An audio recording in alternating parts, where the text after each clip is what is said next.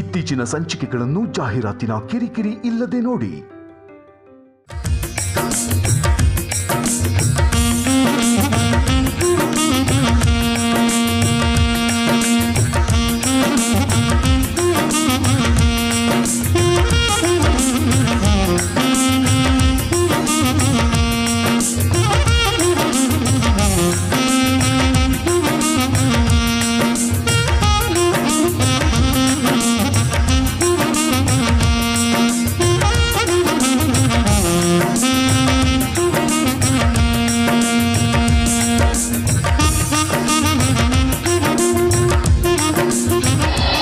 ಯಾವಾಗಲೂ ಅಲ್ಲಿ ಒಂದು ಬಾರ್ಡ್ರಲ್ಲಿ ಆಗಲಿ ಎಲ್ಲೇ ಆಗಲಿ ಡ್ಯೂಟಿ ಮಾಡಬೇಕಾದ್ರೆ ಈ ಅಪ್ಪಾಜಿದೊಂದು ಕಾರ್ಯಕ್ರಮ ನೋಡ್ತಾ ಇರ್ತೀವಿ. ಅವಾಗ ಅವ್ರು ಏನು ಹೇಳ್ತಾರೆ ಅಂತಂದರೆ, ಏನೋ ಒಂದಾದರೂ ಫಸ್ಟ್ ಅಪಾನ್ ತಂದೆ ತಾಯಿ ಅವರು ನೀವು ಎಲ್ಲೇ ಹೋದರೂ ಏನೋ ಕಷ್ಟ ಇದ್ರೂ ಕೂಡ ನಿಮಗೆ ಕಷ್ಟ ಬಂದ ಟೈಮಲ್ಲಿ ಅವ್ರನ್ನ ನೆನಪಿಸ್ಕೊಳ್ಳಿ, ಅದೇ ರೀತಿ ದೇವರ ನಿಮಗೆ ಒಳ್ಳೇದು ಮಾಡ್ತಾನಂತೇಳಿ ಅವ್ರು ಹೇಳಿದ್ದ ಇದ್ರ ಮುತಾಬಿಕೆ ನಾವು ಹೋಗಿದ್ದು. ಅದರಲ್ಲಿ ಒಂದು 2-3 ಟೈಮ್ಸ್ ನನಗೆ ಅದೇ ರೀತಿ ಜೀವಕ್ಕೆ ಅಪಾಯ ಬಂದಿತ್ತು. ಆ ಟೈಮಲ್ಲಿ ಆದರೂ ನನಗೆ ಗುರೂಜಿ ಏನೋ ಮಾಡಲಿ ಹೋಗಲಿ ಅಂತಂದ್ಬಿಟ್ಟು ಅವ್ರು ಇದನ್ನು ಮಾಡ್ಕೊಂಡು ಅವ್ರು ಯಾವ ರೀತಿ ಹೇಳಿದ್ರು ಅದೇ ರೀತಿಯೇ ನಾನು ಹೋಗಿದ್ದು. ನೆಕ್ಸ್ಟ್ ನನ್ನಕ್ಕಿಂತ ಸ್ವಲ್ಪ ಮುಂದೆ ಇದ್ದರು. ಒಂದು ಸೆಕ್ಷನಲ್ಲಿ ಹೋಗಬೇಕಾದ್ರೆ ಮುಂದಿದ್ದವನು ಆನ್ ದಿ ಸ್ಪಾಟ್ ಅವ್ರು ಮಿಲ್ಟನ್ ಫೈರ್ ಮಾಡಿದರು. ಸೆಕೆಂಡ್ ನಂದೇ ನಂಬರು. ಅಷ್ಟು ಅನ್ನೋದ್ರಾಗ ಸೀಸ್ ಫೈರ್ ಆಯಿತು, ಬಂದಾಯಿತು. ಅವಾಗ ಯಾಕಂತಂದರೆ ಗುರೂಜಿ ತಿರ್ಗಾ ನನಗೆ ನೆನಪು ಬರುತ್ತೆ. ಇವಾಗಾದರೂ ನಾನು ಟ್ರೈನಲ್ಲಿ ಗುರೂಜಿ ಶಿಕ್ಷಕರೇ ನನಗೆ ಒಳ್ಳೆ ಸಂತೋಷ ಆಯಿತು, ಖುಷಿ ಆಯಿತು. ಯಾಕಂತಂದರೆ ನಾವು ಹೋಗ್ಬೇಕಾದ್ರೆ ಯಾವ ರೀತಿ ಹೋಗಿದ್ದು ಅದೇ ರೀತಿ ವಾಪಸ್ಸು ಮತ್ತೆ ತಾಯ್ನಾಡಿಗೆ ಬಂದಾಯಿತು. ಇದಕ್ಕೆಲ್ಲ ಕಾರಣ ಅಂತಂದರೆ ಅಪ್ಪಾಜಿಯವ್ರ ಆಶೀರ್ವಾದ. 20 ವರ್ಷ ಸೇವೆ ಸಲ್ಲಿಸಿ ಪುನಃ ತನ್ನ ಸೇವೆ ತನ್ನ ಕುಟುಂಬದವರನ್ನು ನೆನೆಸ್ಕೊಂಡು ಊರಿಗೆ ಬಂದಿರತಕ್ಕಂಥದ್ದು ಭಾಳ ಸಂತೋಷ. ಈ ಶುಭ ಸನ್ನಿವೇಶದಲ್ಲಿ ನನ್ನೊಂದಿಗೆ ಬೆಂಗಳೂರಿನಿಂದ ಇಲ್ಲಿ ತನಕ ಪಯಣ ಬೆಳೆಸಿದ್ರು. ಇಲ್ಲಿಂದ ಮುಂದಕ್ಕೆ ನಂದೊಂದು ಕಾರ್ಯಕ್ರಮ ಇದೆ. ಆ ಕಾರ್ಯಕ್ರಮದ ಜೊತೆಗೆ ಚನ್ನಬಸವ ಅವರವರು ಸಹಿತ ಬಂದದ್ದು ಭಾಳ ಸಂತೋಷ. ಒಳ್ಳೆಯದಾಗಲಿ. ಭಾರತಾಂಬೆ ಸೇವೆ ಮಾಡಿ ಬಂದಿದ್ದೀರಿ. ನಿಮಗೆ ನಿಮ್ಮ ಮತ್ತು ನಿಮ್ಮ ಕುಟುಂಬಕ್ಕೆ ಸದಾಕಾಲ ತಾಯಿ ಭಾರತಾಂಬೆಯ ಅನುಗ್ರಹ ನಿಮಗಿರಲಿ. ಬೋಲೋ ಭಾರತ್ ಮಾತಾ ಕಿ, ಬೋಲೋ ಭಾರತ್ ಮಾತಾ ಕಿ, ಬೋಲೋ ಭಾರತ್ ಮಾತಾ ಕಿ.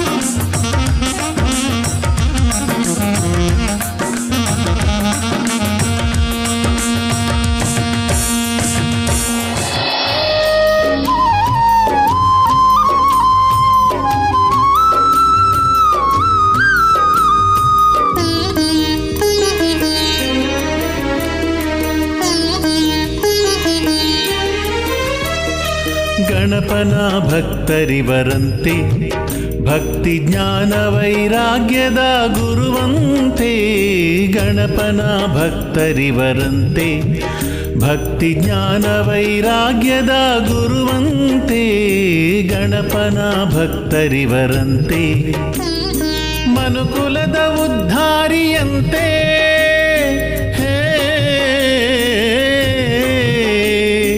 ಮನುಕುಲದ ಉದ್ಧಾರಿಯಂತೆ, ಸುರಧೇನುವಾನಂದ ಗುರುಗಳಂತೆ.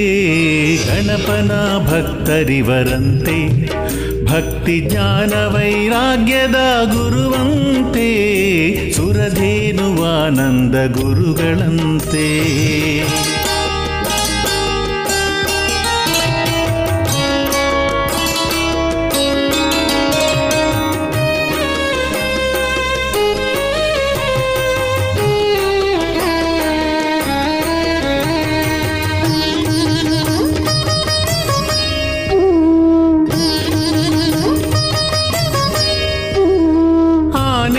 ಪ್ರಿಯರು ಇವರಂತೆ, ಆನೆ ಮೇಲೆ ಸೌವಾರಿ ಬಲು ಪ್ರೀತಿಯಂತೆ. ಆನೆಯ ಪ್ರಿಯರು ಇವರಂತೆ, ಆನೆ ಮೇಲೆ ಸೌವಾರಿ ಬಲು ಪ್ರೀತಿಯಂತೆ. ಶ್ರೀಚಕ್ರ ಪೂಜೆಯ ಪ್ರಿಯರಂತೆ,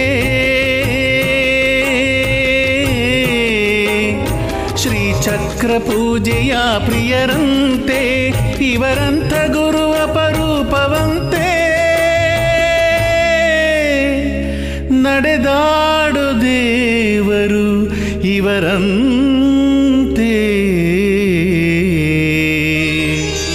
ಗಣಪನ ಭಕ್ತರಿವರಂತೆ, ಭಕ್ತಿ ಜ್ಞಾನ ವೈರಾಗ್ಯದ ಗುರುವಂತೆ. ಸುರಧೇನು ಆನಂದ ಗುರುಗಳಂತೆ.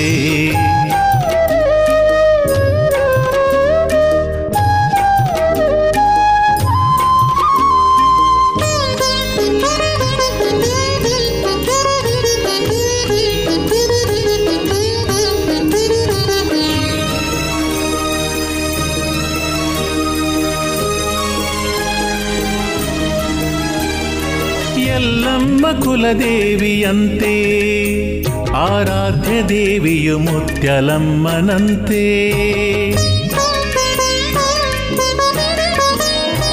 ಎಲ್ಲಮ್ಮ ಕುಲದೇವಿಯಂತೆ, ಆರಾಧ್ಯ ದೇವಿಯು ಮುತ್ಯಲಮ್ಮನಂತೆ. ಮನೆ ದೇವರು ಶ್ರೀನಿವಾಸನಂತೆ, ಮನೆ ದೇವರು ಶ್ರೀನಿವಾಸನಂತೆ. ರಾಜರಾಜೇಶ್ವರಿ ಇಷ್ಟ ದೇವಿಯಂತೆ, ಭಕ್ತಿಯೇ ಗುರುಗಳ ಉಸಿರಂತೆ. ಗಣಪನ ಭಕ್ತರಿವರಂತೆ, ಭಕ್ತಿ ಜ್ಞಾನ ವೈರಾಗ್ಯದ ಗುರುವಂತೆ. ಸುರಧೇನು ಆನಂದ ಗುರುಗಳಂತೆ.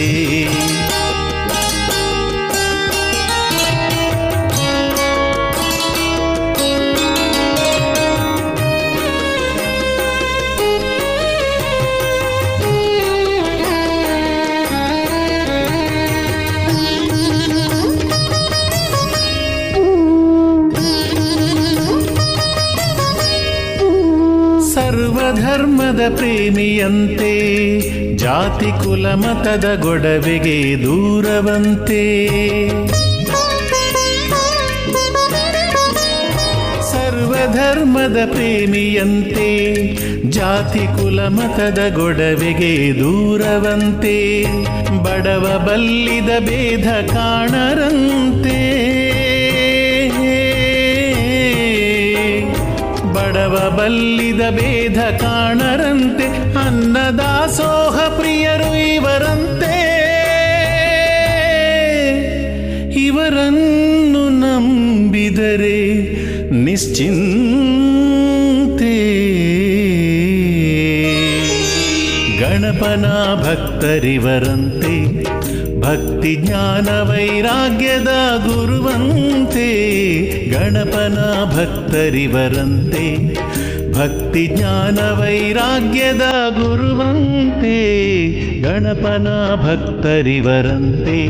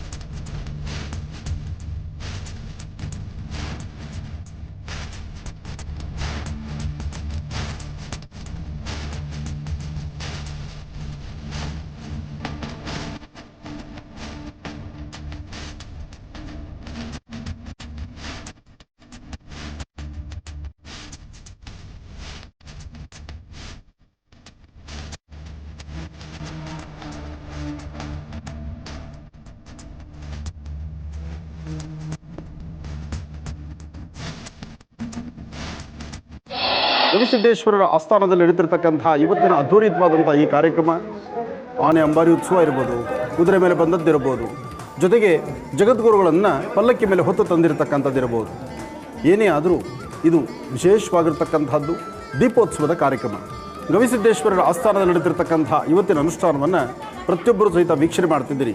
ನಮಸ್ತೆ ಅಸ್ತು ಭಗವನ್ ವಿಶ್ವೇಶ್ವರಾಯ ಮಹಾದೇವಾಯ ತ್ರಯಂಬಕಾಯ ತ್ರಪರಾಂತಕಾಯ ತ್ರಿಕಾಗ್ನಿಕಾಲಾಯ ಅಗ್ನಿರುದ್ರಾಯ ನೀಲಕಂಠಾಯ ಮೃತ್ಯುಂಜಯಾಯ ಸರ್ವೇಶ್ವರಾಯ ಸದಾಶಿವಾಯ ಶ್ರೀಮನ್ಮಹಾದೇವಾಯ ನಮಃ. ಜಗತ್ತಿನಲ್ಲಿ ಎಲ್ಲರಿಗೂ ಸಹಿತ ಸುಖ, ಶಾಂತಿ, ನೆಮ್ಮದಿಯನ್ನು ದಯಪಾಲಿಸ್ತಕ್ಕಂಥವನು, ಜೊತೆಗೆ ವಿಶೇಷವಾಗಿರ್ತಕ್ಕಂಥ ಪ್ರಾಣಿ ಪಕ್ಷಿಗಳನ್ನು, ದನಕರುಗಳನ್ನು ಸಂರಕ್ಷಣೆ ಮಾಡ್ತಿರ್ತಕ್ಕಂಥವನು ಸಾಂಬ ಸದಾಶಿವನ ವಿಶೇಷವಾಗಿರ್ತಕ್ಕಂಥ ಅನುಷ್ಠಾನವನ್ನು ತಾವೆಲ್ಲರೂ ಸಹಿತ ವೀಕ್ಷಣೆ ಮಾಡ್ತಿದ್ದೀರಿ. ಲಕ್ಷದೀಪೋತ್ಸವ ಎಂಬತಕ್ಕಂತಹ ಇವತ್ತಿನ ಈ ಕಾರ್ಯಕ್ರಮವನ್ನು ತಾವೆಲ್ಲರೂ ಸಹಿತ ವೀಕ್ಷಣೆ ಮಾಡ್ತಿದ್ದೀರಿ. ಸಾಕಷ್ಟು ಜನ ಸುತ್ತಮುತ್ತ ಭಾಗದ ಯತಿಗಳು ಇಲ್ಲಿ ಆಗಮಿಸಿದ್ದಾರೆ. ಅವರೊಂದಿಗೆ ಮಾತಾಡೋಣ, ಜೊತೆಗೆ ಈ ಕ್ಷೇತ್ರದ ಇನ್ನಷ್ಟು ಮಹಿಮೆಯನ್ನು ನಾವು ತಿಳ್ಕೊಳ್ಳೋಣ. ಹರೇ ನಮಃ ಪಾರ್ವತಿ ಪದೇ.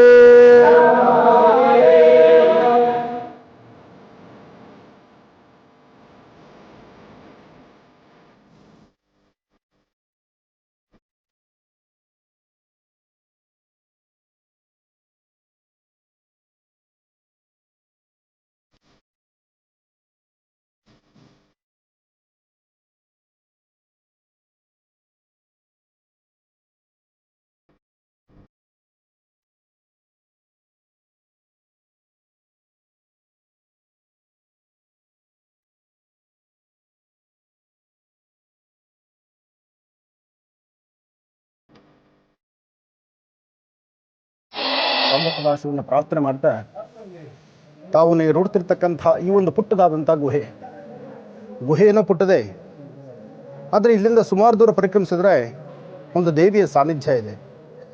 ದೇವಿಯ ಸಾನ್ನಿಧ್ಯಕ್ಕೂ ಮಧ್ಯದಲ್ಲಿ ಒಂದು ಶಿವಲಿಂಗ. ಈ ಬೆಟ್ಟದ ಮೇಲ್ಭಾಗದಲ್ಲಿ ಒಂದು ಚಿಕ್ಕದಾದಂಥ ಕಲ್ಯಾಣಿ. ಆ ಕಲ್ಯಾಣಿಯಿಂದ ಪ್ರತಿನಿತ್ಯ ಆ ಶಿವಲಿಂಗದ ಮೇಲೆ ಬೀಳ್ತಿರ್ತಕ್ಕಂಥ ಶುದ್ಧ ಜಲ, ಹಿಂದೆ ಋಷಿಮುನಿಗಳು ವಾಸ ಮಾಡ್ತಿರ್ತಕ್ಕಂಥ ಈ ಸ್ಥಳ, ಇದು ಪರಮ ಪವಿತ್ರವಾಗಿರ್ತಕ್ಕಂಥದ್ದು. ಒಂದಷ್ಟು ದೂರ ಮಾತ್ರ ಪರಿಕ್ರಮಿಸಬಹುದು, ಇನ್ನು ಮುಂದಕ್ಕೆ ಪರಿಕ್ರಮಿಸೋದು ಬಹಳ ಕಷ್ಟನೇ. ಈಗ ಇಷ್ಟಾದರೂ ಇದೆ ತಲೆ ಎತ್ಕೊಂಡು ನಡೀಲಿಕ್ಕೆ. ಇನ್ನು ಸ್ವಲ್ಪ ದೂರ ಒಳಗಡೆ ಹೋದರೆ ಪೂರ್ತಿ ಅಂಬೆಗಾಲಿಟ್ಕೊಂಡು ಹೊಟ್ಟೆ ನೆಲಕ್ಕೆ ತಗಲ್ತಾ ನಡಿಬೇಕು. ನಡೆಯೋದಲ್ಲ, ಮುಂದೆ ದೇಕ್ಕೊಂಡು ಹೋಗಬೇಕು. ಬೇಡಿದ ವರಗಳನ್ನು ಶೀಘ್ರವಾಗಿ ದಯಪಾಲಿಸ್ತಕ್ಕಂಥ ಗವಿಸಿದ್ದೇಶ್ವರರ ಆಸ್ಥಾನವಿದಾದ್ದರಿಂದ ಇಲ್ಲಿಗೆ ಬರ್ತಕ್ಕಂತಹ ಭಕ್ತರು ಸಹಿತ ಸಾಕಷ್ಟು ಜನ. ಈ ಬೆಟ್ಟದ ತುದಿವರೆಗೂ ಇಲ್ಲಿವರೆಗೂ ಬಂದದ್ದು ಆನೆ ಮೇಲೆ ತಾವೆಲ್ಲರೂ ನೋಡಿದ್ರಿ. ಆನೆ ಜೊತೆಗೆ ಜಗದ್ಗುರುಗಳನ್ನು ಅಡ್ಡಪಲ್ಲಕ್ಕಿ ಉತ್ಸವದಲ್ಲಿ ಕರ್ಕೊಂಡು ಬಂದಿದ್ದನ್ನು ನೋಡಿದ್ರಿ. ಆದರೆ ಇಲ್ಲಿಂದ ಸ್ವಾಮಿನ ನೋಡುವಂತಹ ಪ್ರಯತ್ನ ಇದೆಯಲ್ಲ, ಅಬ್ಬಾ, ನನ್ನ ಜನ್ಮ ಅಂತೂ ಪಾವನ ಆಯ್ತು ಇವತ್ತು. ಅಂತಹ ಒಂದು ಜನ್ಮ.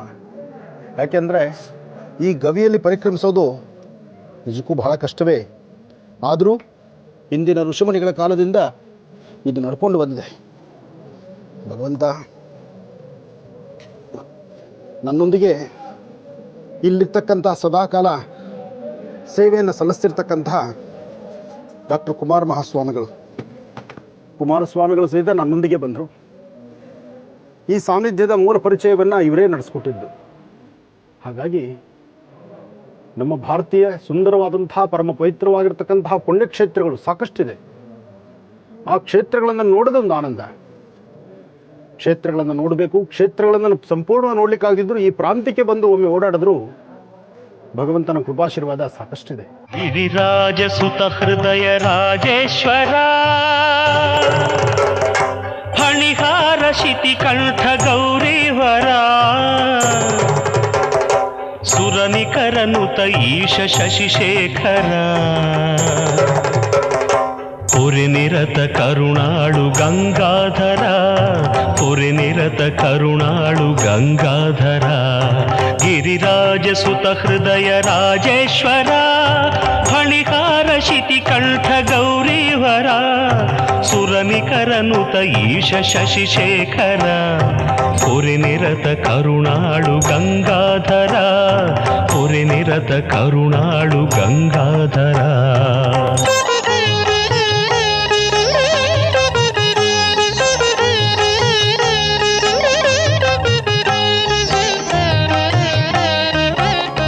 ಗದಗ ಜಿಲ್ಲಾ ಲಕ್ಷ್ಮೇಶ್ವರ ತಾಲೂಕು ಆದರಳ್ಳಿ ಗ್ರಾಮದ ಹೊರವಲಯದಲ್ಲಿರುವಂಥ ಗವಿಸಿದ್ದೇಶ್ವರ ಮಠದ ಜಾತ್ರಾ ಮಹೋತ್ಸವದ ಶುಭ ಸಂದರ್ಭದಲ್ಲಿ ಪಾಲ್ಗೊಂಡಿರುವಂಥ ಮಹಾಜನರೇ, ಮಾತೆಯರೇ, ಅಧಿಕೃತವಾಗಿ ಇವತ್ತಿನ ದಿವಸ ಕುಮಾರ ಮಹಾರಾಜರ ಆಮಂತ್ರಣದ ಮೇರೆಗೆ ನಮ್ಮ ಆತ್ಮೀಯರಾಗಿರುವಂಥ ಆನಂದ್ ಗುರೂಜಿಯವರು ಬಂದಿರುವುದು ಬಹಳ ಸಂತೋಷದ ಸಂಗತಿ. ಬರುವಾಗ ಒಬ್ಬರೇ ಬಂದಿಲ್ಲ, ತಮ್ಮ ಸುಪುತ್ರನಾಗಿರುವಂಥ ಶ್ರೀನಿವಾಸನನ್ನು ಕರೆದುಕೊಂಡು ಬಂದಿದ್ದಾರೆ. ಆನಂದ್ ಗುರೂಜಿಯವರು ಜನರ ಮತ್ತು ಭಕ್ತರ ಸಮಸ್ಯೆಗಳನ್ನು ಪರಿಹಾರ ಮಾಡುವುದರಾಗ ಅಗ್ರಗಣ್ಯವಾದಂಥ ಉತ್ತರಗಳನ್ನು ಕೊಡ್ತಾ ಇದ್ದಾರೆ. ಈ ಒಂದೆರಡು ವರ್ಷಗಳ ಹಿಂದೆ ಶಿರಟ್ಟಿಯ ಜಗದ್ಗುರು ಫಕೀರೇಶ್ವರ ಸಂಸ್ಥಾನ ಮಠಕ್ಕೆ ಆಕಸ್ಮಿಕವಾಗಿ ಭೇಟಿ ಕೊಟ್ಟು ನಮ್ಮ ಮಠವನ್ನು ನೋಡಿ, ನಮ್ಮನ್ನು ನೋಡಿ ಬಹಳ ಸಂತೋಷಪಟ್ಟಿದ್ದರು. ಪುನಃ ಎರಡನೆಯ ಬಾರಿಗೆ ಅವರು ಭೇಟಿಯಾಗಿರುವುದು ನಮಗೆ ಅತೀವ ಸಂತೋಷ ಉಂಟಾಗಿದೆ. ಅವರ ಹೆಸರು ಆನಂದ, ತಾವೂ ಆನಂದ, ಭಕ್ತರಿಗೂ ಆನಂದ ಅನ್ನುವಂಥ ರೀತಿಯಲ್ಲಿ ಅವರು ತಮ್ಮ ಜೀವನವನ್ನು ನಡೆಸ್ತಾ ಇದ್ದಾರೆ. ಕುಮಾರ ಮಹಾರಾಜರು 6 ತಿಂಗಳ ಅಲ್ಪ ಕಾಲಾವಧಿಯಲ್ಲಿ ಗುಡ್ಡದ ಪ್ರಗತಿಯನ್ನು, ಗುಡ್ಡದ ಬೆಳವಣಿಗೆಯನ್ನು ಬಹಳ ಉತ್ತಮ ರೀತಿಯಲ್ಲಿ ಮಾಡಿದ್ದಾರೆ. ಇವತ್ತು ಅವರು ನಮ್ಮ ಅಡ್ಡಪಲ್ಲಕ್ಕಿ ಉತ್ಸವವನ್ನು ಮಾಡುವುದರ ಮುಖಾಂತರ ಆನಂದ ಗುರೂಜಿಯವರನ್ನು ಕರೆದುಕೊಂಡು ಬಂದು ಈ ಕಾರ್ಯಕ್ರಮಕ್ಕೆ ಅವರ ಮಗನನ್ನು ಕರೆದುಕೊಂಡು ಬಂದು ಸಮಸ್ತ ಭಕ್ತರ ಮಧ್ಯದಲ್ಲಿ ನಮಗೆ ಗೌರವ ಮಾಡುವುದರ ಮುಖಾಂತರ ತಮ್ಮ ಪ್ರೀತಿ ವಿಶ್ವಾಸಗಳನ್ನು ಸಮಗ್ರವಾಗಿ ಕುಮಾರ ಮಹಾರಾಜರು ತೋರಿಸಿದ್ದಾರೆ. ಕುಮಾರ ಮಹಾರಾಜರ ಕಾರ್ಯಗಳು ಉತ್ತಮ ರೀತಿಯಲ್ಲಿ ನಡೆಯುವಂಗೆ ಜಗದ್ಗುರು ಫಕೀರೇಶ ಆಶೀರ್ವಾದ ಮಾಡಲಿ, ಗವಿಸಿದ್ದೇಶ್ವರ ಆಶೀರ್ವಾದ ಮಾಡಲಿ. ಅವರಿಗೆ ಯೋಗ ಶಕ್ತಿ ಇದೆ. ತಿಂಗಳುಗಟ್ಟಲೆ ಗವಿಯಲ್ಲಿ ಕುಳಿತುಕೊಂಡ್ರೆ ಅನ್ನಿಲ್ಲ, ನೀರಿಲ್ಲ, ಹಾಗೇ ಇರ್ತಾರೆ. ಕೇವಲ ಗಾಳಿಯ ಮೇಲೆ ಇದ್ದುಕೊಂಡು, ಯಾಕಂದರೆ 2 ಸಲ ಆ ಗವಿಯಿಂದ ಹೊರಗೆ ತೊಗೊಂಡು ಬಂದ ಸ್ವತಃ ನಾನು. ತಿಂಗಳುಗಟ್ಟಲೆ ಗವಿಯಲ್ಲಿ ಕುಳಿತು ಅನ್ನನೂ ಇಲ್ಲ, ನೀರನೂ ಇಲ್ಲ, ಹಣ್ಣಿಲ್ಲ, ಹಂಪಲಿಲ್ಲ, ಹಾಗೇ ಯೋಗ ಶಕ್ತಿಯಿಂದ ಇರುವಂಥ ಅದ್ಭುತವಂತ ಶಕ್ತಿಯನ್ನು ನಮ್ಮ ಕುಮಾರ ಮಹಾರಾಜರು ಹೊಂದಿದ್ದಾರೆ. ಅವರ ಶಕ್ತಿ ಹೆಚ್ಚೆಚ್ಚು ಬೆಳೆಯಲಿ, ಭಕ್ತ ಕೋಟಿಗೆ ಒಳ್ಳೆಯದಾಗಲಿ ಹಾರೈಸಿ ಆನಂದ ಗುರೂಜಿಯವರಿಗೆ ಮತ್ತೊಮ್ಮೆ ಶುಭಾಶಯ ಹೇಳಿ ನಮ್ಮ ಮಾತುಗಳನ್ನು ಮುಗಿಸ್ತಾ ಇದ್ದೇವೆ. ಶಿರಟ್ಟಿ ಜಗದ್ಗುರುಗಳಾದಂಥ ಫಕೀರೇಶ್ವರ ಸಂಸ್ಥಾನದ ಗುರುಗಳನ್ನು ಇದು 2ನೇ ಬಾರಿ ನಾನು ಭೇಟಿ ಆಗ್ತಿರ್ತಕ್ಕಂಥದ್ದು.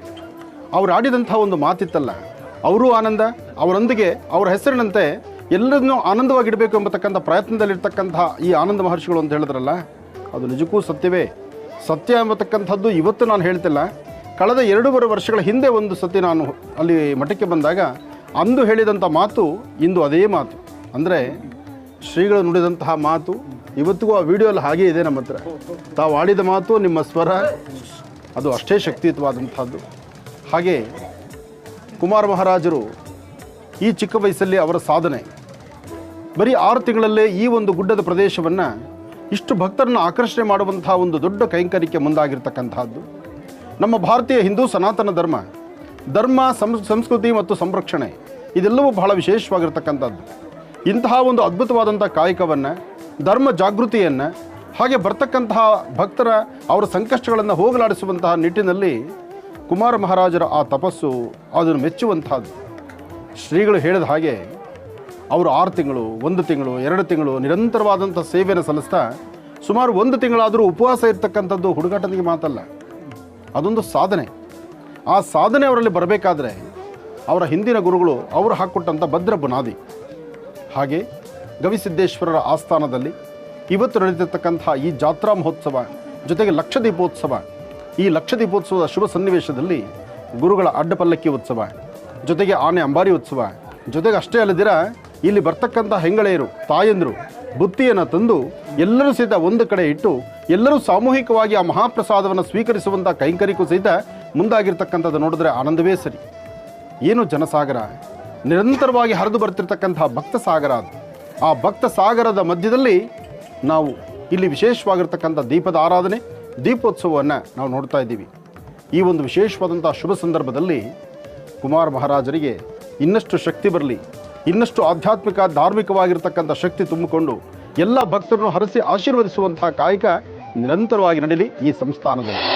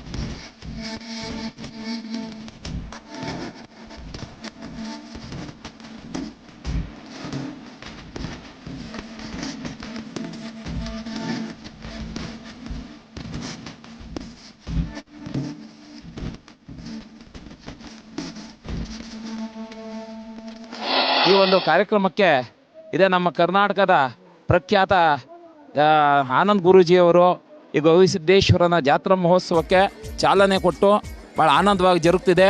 ಇನ್ನೂ 3 ದಿವಸ ಈ ಕಾರ್ಯಕ್ರಮ ಬಹಳ ವಿದ್ಯುಕ್ತವಾಗಿ ನಡೀತಿದೆ. ಈಗ ಇವತ್ತಿನ ದಿವಸ ಸ್ವಾಮೀಜಿಯವರ ಅಡ್ಡಪಲ್ಲಕ್ಕಿ ಉತ್ಸವ, ಕರ್ನಾಟಕದ ವಿಶೇಷ ಜಾನಪದ ಕಲಾ ತಂಡಗಳಿಂದ ಇಲ್ಲಿ ಇವತ್ತು ಕಾರ್ಯಕ್ರಮ ಬಹಳ ಜೋರಾಗಿ ಜರುಗಿತು. ಈ ಕಾರ್ಯಕ್ರಮಕ್ಕೆ ಆನಂದ್ ಗುರೂಜಿಯವರು ಕೂಡ ಭಾಗವಹಿಸಿದ್ದಾರೆ. ಆನಂದ್ ಗುರೂಜಿ ಅನೇಕ ಈ ಭಾಗದ ಜನ ಅಪೇಕ್ಷೆ ಇತ್ತು, ತಾವು ಬಂದು ಎಲ್ಲರಿಗೆ ಒಂದು ಮಾರ್ಗದರ್ಶನ ನೀಡುವಂಥ ಒಂದು ಸೌಭಾಗ್ಯ ಅಂತ ಎಲ್ಲರೂ ಅಂದ್ಕೊಂಡಿದ್ದೀವಿ. ಗವಿಸಿದ್ದೇಶ್ವರ ವಿಶೇಷ ಏನಂದರೆ ಸುಮಾರು ವರ್ಷಗಳಿಂದ ಹಾಗೆ ಸಣ್ಣ ಪುಟ್ಟ ಜಾತ್ರೆಯನ್ನು ಮಾಡ್ತಾಯಿದ್ದೀವಿ. ಈ ವರ್ಷ ಅದ್ಧೂರಿಯಾಗಿ ಮಾಡುವಂಥ ಕಾರ್ಯಕ್ರಮವನ್ನು ನಮ್ಮ ಕುಮಾರ ಮಹಾರಾಜ್ ಅವರು ಇಟ್ಕೊಂಡಿದ್ದಾರೆ. ಪಾಹಿ ಮಾಂ ಪರಮೇಶ್ವರ ಧರ್ಮಸ್ಥಳ ಪುರಾಧೀಶ ಮಂಜೇಶ್ವರ. ಪಾಹಿ ಮಾಂ ಪರಮೇಶ್ವರ ಧರ್ಮಸ್ಥಳ ಪುರಾಧೀಶ ಮಂಜೇಶ್ವರ. ರಕ್ಷ ಮಾಂ ಗೌರೀವರ ಕರುಣಾಮಯ ದೀನಾವನ ಹೇ ಶಂಕರ. ಪಾಹಿ ಮಾಂ ಪರಮೇಶ್ವರ ಧರ್ಮಸ್ಥಳ ಪುರಾಧೀಶ ಮಂಜೇಶ್ವರ.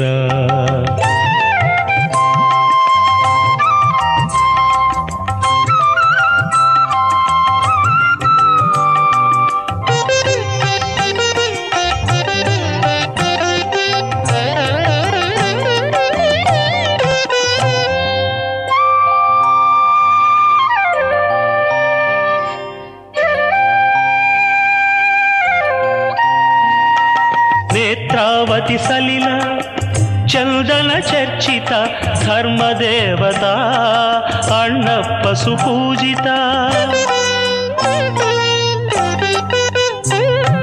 ನೇತ್ರಾವತಿ ಸಲಿಲ ಚಂದನ ಚರ್ಚಿತ ಧರ್ಮದೇವತಾ ಅಣ್ಣಪ್ಪ ಸುಪೂಜಿತ. ಚಂದ್ರಾರ್ಕ ವೈಶ್ವಾನರ ಲೋಚನ ನಂದೀಶ್ವರ ಪ್ರಮಥನಾಥ ವಂದಿತ. ಪಾಹಿ ಮಾಂ ಪರಮೇಶ್ವರ ಧರ್ಮಸ್ಥಳ ಪುರಾಧೀಶ ಮಂಜೇಶ್ವರ.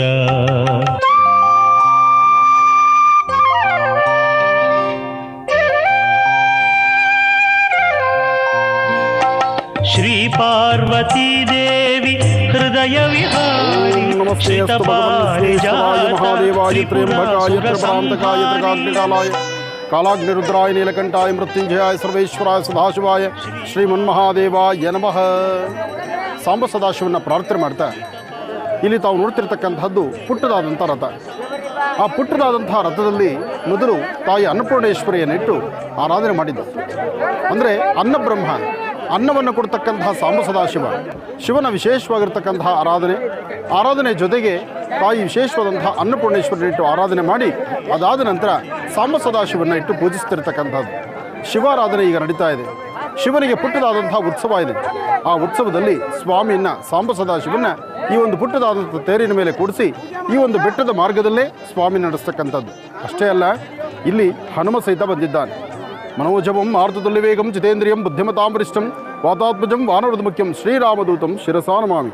ಜೈ ಶ್ರೀರಾಮ್, ಜೈ ಶ್ರೀರಾಮ್, ಜೈ ಶ್ರೀರಾಮ್, ಜೈ ಜೈ ಶ್ರೀರಾಮ್. ಹನುಮ ಮತ್ತು ಸಾಂಬ ಸದಾಶಿವನ ವಿಶೇಷವಾಗಿರ್ತಕ್ಕಂಥ ಸಾನ್ನಿಧ್ಯ. ಶುಭ ಸಂಧ್ಯಾಕಾಲ. ಇನ್ನೇನು ಆಗೋ ಅಂದರೆ ದೀಪೋತ್ಸವ ಪ್ರಾರಂಭ ಆಗುತ್ತೆ. ಲಕ್ಷ ದೀಪೋತ್ಸವಕ್ಕೆ ಸಾಕಷ್ಟು ಜನ ಭಕ್ತರು ಇಲ್ಲಿಗೆ ಆಗಮಿಸಿದ್ದಾರೆ. ಎಲ್ಲ ಭಕ್ತ ಮಹಾಶಯರು ಎಲ್ಲರೂ ದೀಪವನ್ನು ಹಚ್ಚಿ ಜಗತ್ತಿನ ಕತ್ತಲನ್ನು ಹೊಡೆದೋಡಿಸಬೇಕು ಎಂಬತಕ್ಕಂಥ ಮಹತ್ತರವಾಗಿರುವ ಸಂಕಲ್ಪವನ್ನು ಇಲ್ಲಿರ್ತಕ್ಕಂಥ ಈ ನನ್ನ ಅಣ್ಣ ತಮ್ಮಂದರು, ಅಕ್ಕ ತಂಗಿಯರು ಎಲ್ಲರೂ ಮಾಡಿದ್ದಾರೆ. ಹಾಗಾಗಿ ಇಂದು ಇರತಕ್ಕಂಥ ಈ ಪುಟ್ಟದಾದಂಥ ಗುಹೆಯಲ್ಲಿರ್ತಕ್ಕಂಥ ಸಾಂಬ ಸದಾಶಿವ ಗವಿಸಿದ್ದೇಶ್ವರರ ವಿಶೇಷವಾಗಿರ್ತಕ್ಕಂಥ ಸಾನ್ನಿಧ್ಯ. ಅತ್ತ ಹನುಮನ ಆರಾಧನೆ, ಇತ್ತ ಶಿವನ ಆರಾಧನೆ, ಜೊತೆಗೆ ಅಲ್ಲಿ ದೀಪಾರಾಧನೆ. ಈ ದೀಪಾರಾಧನೆಯ ವಿಶೇಷವಾಗಿರ್ತಕ್ಕಂಥ ದರ್ಶನವನ್ನು ನೀವು ಮಾಡೋಣ.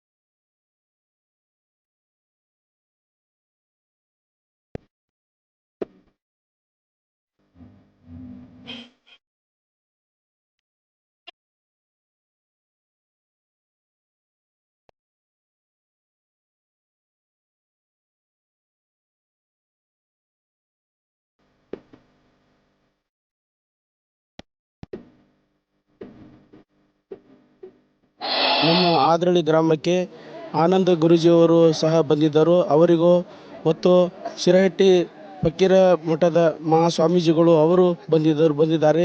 ಹಾಗೂ ಅನೇಕ ಸ್ವಾಮೀಜಿಗಳು ಮಠ ಮಾನ್ಯದವರು ಬಂದಿದ್ದಾರೆ. ಅವರೆಲ್ಲರಿಗೂ ನಮ್ಮ ಆದ್ರಳ್ಳಿಯ ಪರವಾಗಿ ಹಾಗೂ ಮಠದ ಪರವಾಗಿ ಅವರಿಗೆ ಧನ್ಯವಾದಗಳನ್ನು ಹೇಳಲು ನಾನು ಬಯಸುತ್ತಿದ್ದೇನೆ. ನಾವು ಜೀ ಖಂಡವನ್ನು ನೋಡುತ್ತೇವೆ. ಆನಂದ ಗುರೂಜಿಯವರ ಪಾಲನೆಯನ್ನು ನೆಲೆಸಿಕೊಳ್ಳುತ್ತೇವೆ. ದಿನ ಬೆಳಗ್ಗೆ ಜೀ ಖಂಡ ನೋಡೇ ಮುಂದೆ ಅಡುಗೆ ಕೆಲಸ ಮಾಡುತ್ತೇವೆ. ನಾವು ನಮ್ಮ ಮನೆಯಲ್ಲಿ ನಮ್ಮ ಫ್ಯಾಮ್ಲಿ, ನಮ್ಮ ಮಗು ಆಯ್ತು, ನಮ್ಮ ಯಜಮಾನ್ರ ಆಯ್ತು, ನಾವು ಅದನ್ನೇ ನೋಡೋದು, ಪಾಲಿಸೋದು ನಮಗೆ ಒಳ್ಳೆಯದಾಗಿದೆ. ಮಹರ್ಷಿವಾಣಿ ಕಾರ್ಯಕ್ರಮವನ್ನು ನಾವು ಡೈಲಿ ನೋಡ್ತೀವಿ ರೀ. ನೋಡಿ ಅವರು ಗುರೂಜಿ ಅವ್ರದ್ದು ದಿನ ಹೇಳಿಕೆನೂ ಕೇಳಿದ್ದೀವಿ. ನಮ್ಗೆ ನಿಜಾನೇ ಆಗಿದ್ದಾವ ಗುರೂಜಿ ಹೇಳಿಕೆ. ಅವ್ರು ಹೇಳಿದ್ದು ನಾವು ಕೇಳಿದ್ದು ಎಲ್ಲ ನಿಜಾನೇ ಆಗ್ತಿದೆ. ಮತ್ತು ಈ ಆದ್ರಳ್ಳಿಯಲ್ಲಿ ಜಾತ್ರೆ ಇದು ಸಮಾರಂಭ ಇದೆ ಇವತ್ತು. ಈ ವರ್ಷ ಭಾಳ ವಿಜೃಂಭಣೆಯಿಂದ ಜಾತ್ರೆಯನ್ನು ಆಚರಿಸ್ತಾ ಇದ್ದಾರೆ. ಶರಣಯ್ಯ ಶರಣಯ್ಯ ಶರಣರ ಕಿರಣ ನೀನಯ್ಯ. ಶರಣಯ್ಯ ಶರಣಯ್ಯ ಜನನ ಮರಣ ನೀನಯ್ಯ. ಶರಣ ಭರಣ ನೀನಯ್ಯ.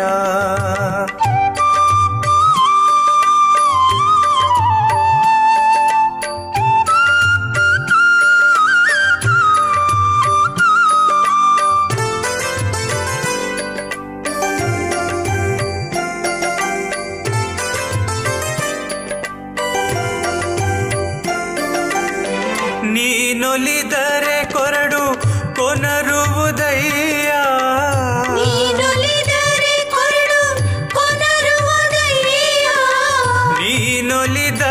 ಬರಡು ಹಯನಹುದಯ್ಯ.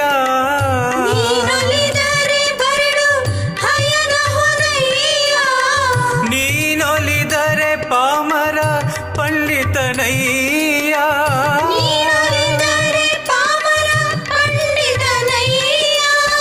ನೀನೊಲಿದರೆ ವಿಷ ಅಮೃತವಯ್ಯ.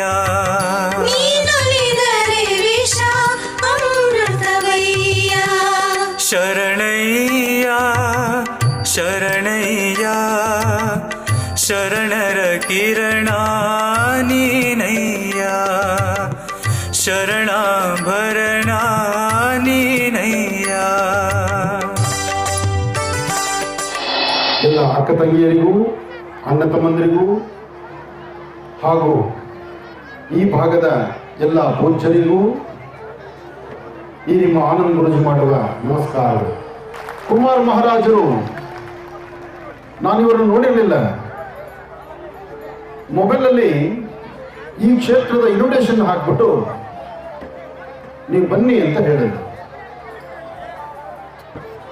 ಎದುರುಗಡೆ ಬಂದು ಕರೆದ್ರೇ ಬರೋದು ಕಷ್ಟ. ನಾವು ಅಂದ್ರೆ ಸಮಯ ಹಾಗಿರುತ್ತೆ ನಮ್ದು. ಆದ್ರೆ ಅವರು ಮೊಬೈಲಲ್ಲಿ ಇನ್ವಿಟೇಷನ್ ಹಾಕಿ ನಾನು ಕರೆಸಿದ್ದಾರೆ ಅಂದ್ರೆ ಇನ್ನೆಂತ ಶಕ್ತಿ ಸಂಪಾದನೆ ಮಾಡಿದ್ದಾರಪ್ಪ ಅವರು, ಅಲ್ವಾ? ಬೇಗ ಪ್ರಸಾರಕ್ಕೆ ಬರಲಿಲ್ಲ, ಅಲ್ಲಿ ನಾನು ಕರೆಯೋಲೆ ಕೊಡಲಿಲ್ಲ. ನೀವು ಬನ್ನಿ ಗುರುಗಳೇ ನಮ್ಮೂರಿಗೆ ಅಂದರು. ಫಕೀರೇಶ್ವರ ಮಹಾಸಂಸ್ಥಾನದ ಶ್ರೀಗಳು ಬರ್ತಾರೆ ಅಂತಂದ್ರು.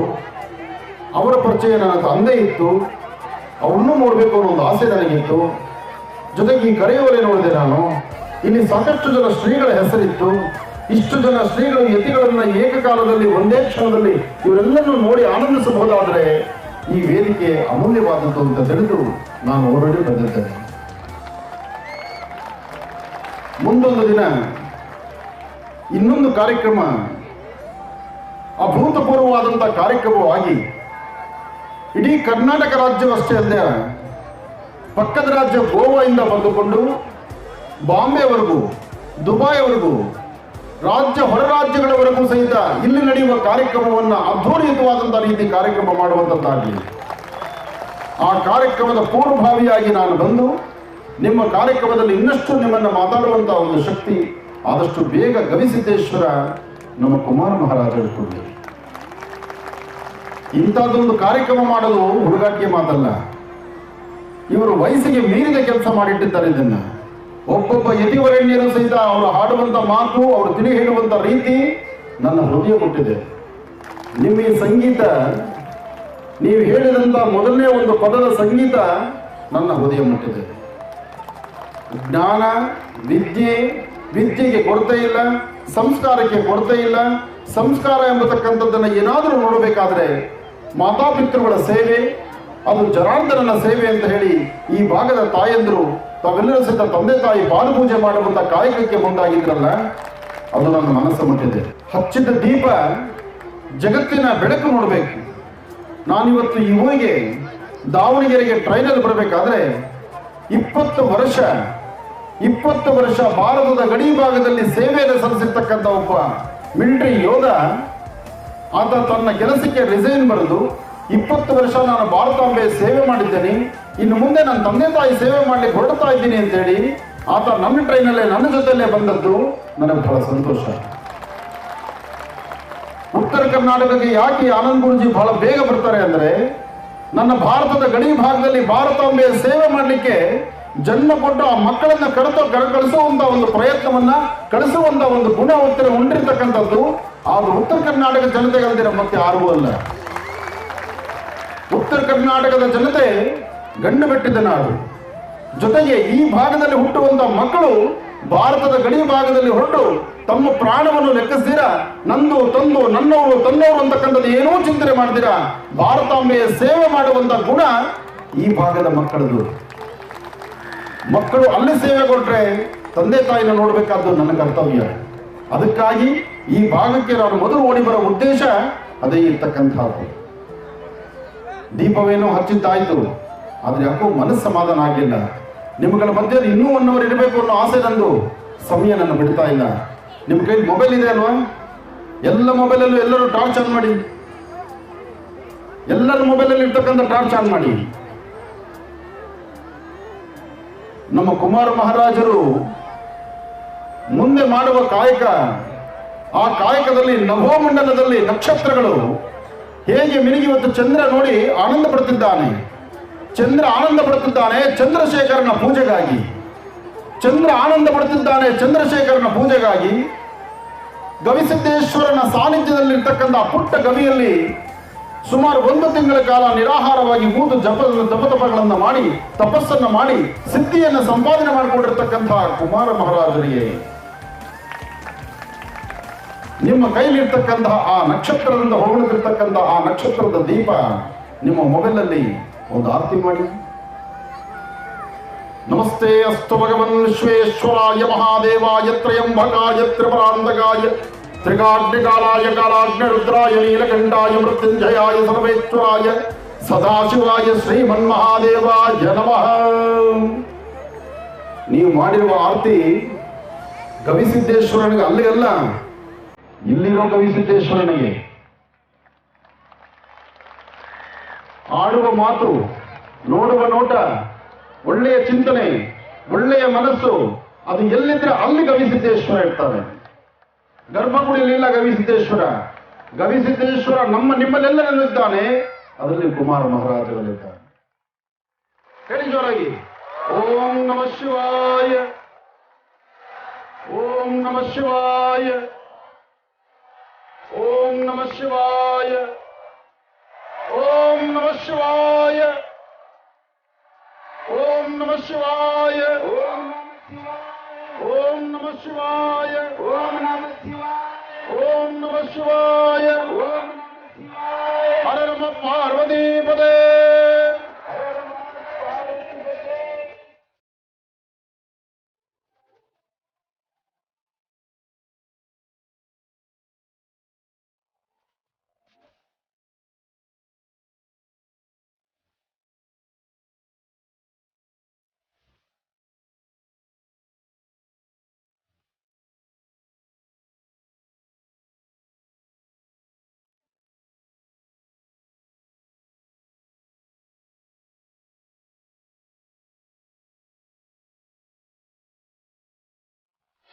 ಆನಂದ್ ಗುರೂಜಿಯರು ಬಂದಿದ್ದು ಇವರೆಲ್ಲ ಎಲ್ಲಿ ಕಾಣಬೇಕು ಅವ್ರನ್ನ?